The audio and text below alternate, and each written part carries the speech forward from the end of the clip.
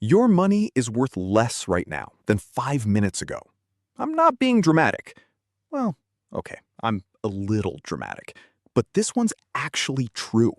Right now, while you're watching me flap around, the cash in your pocket, your bank account, your couch cushion coins, all of it is quietly losing value. Not because you spent it, not because someone stole it, because of something so normal, so built into the system that most people go their whole lives without anyone actually explaining it to them. It's called inflation. And by the end of this video, you're going to understand exactly why prices never go back down, why that's actually on purpose, and why the number you hear on the news, inflation is at 3%, is lying to you about how bad it actually is. Let's get into it. Okay, first, what actually is inflation? Strip away the economics textbook language and it's this. Inflation is prices going up and your money buying less stuff than it used to. That's it. A tin of sardines that cost $1 in 2010 costs like $2.50 now. Same tin, same little fish. Okay, maybe one or two fewer fish in there, we'll get to that. But more than double the price. Your dollar didn't change. What that dollar can buy you, that shrank. Here's the part that messes with people's heads, though. Inflation isn't a glitch in the system. It's not the economy being broken. It's designed to happen. Central banks, the folks who control a country's money supply, actually target a small amount of inflation on purpose. In the US, the Fed aims for about 2% a year. On purpose. They're not trying to stop it.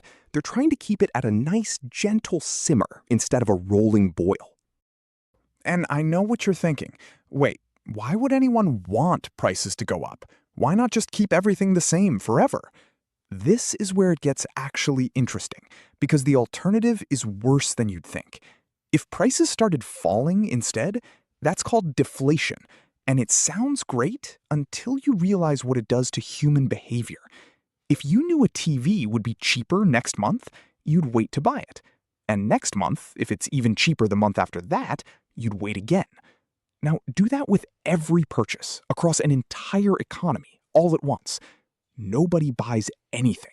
Businesses stop selling anything. People get laid off because nothing's moving. It spirals.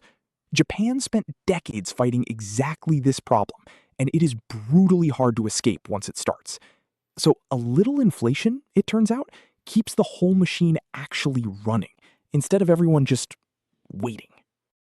Okay, but here's the twist. And this is the part that actually explains why inflation feels like it's stealing from you, even when the news says it's under control.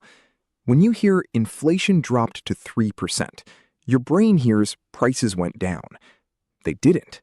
Prices are still going up, just 3% slower than before. Imagine you're on an escalator going up, and someone says, "Good news, the escalator slowed down." Cool, you're still going up. You are not at any point going back down to where you started.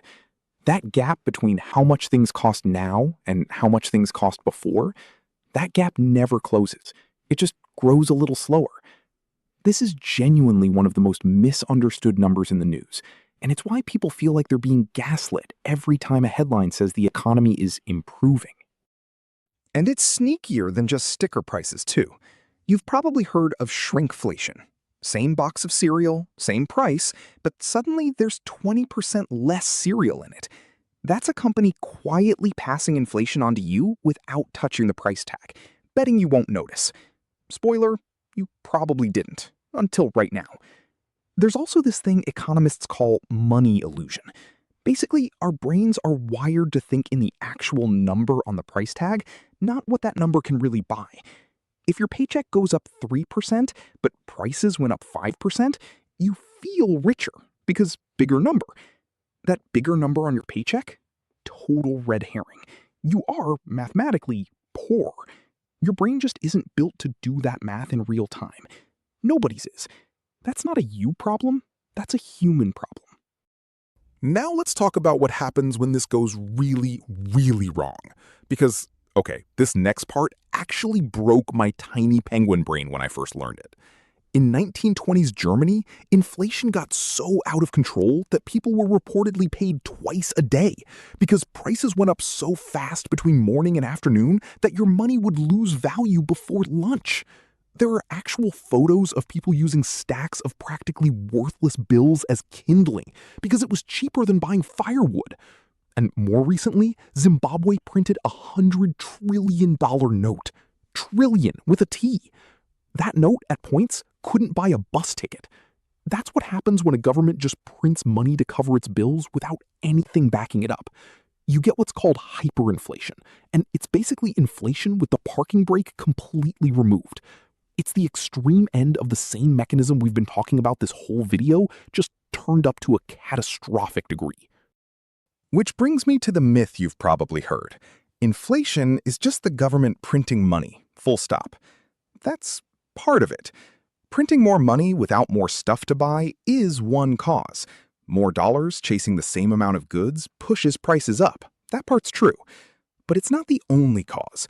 Supply chain shocks do it too. Remember when everything from cars to couches got weirdly expensive out of nowhere? That was partly supply struggling to keep up with demand. Wages chasing prices chasing wages can do it too, in what's called a wage price spiral. People demand more pay because things cost more, which makes things cost more, which makes people demand more pay.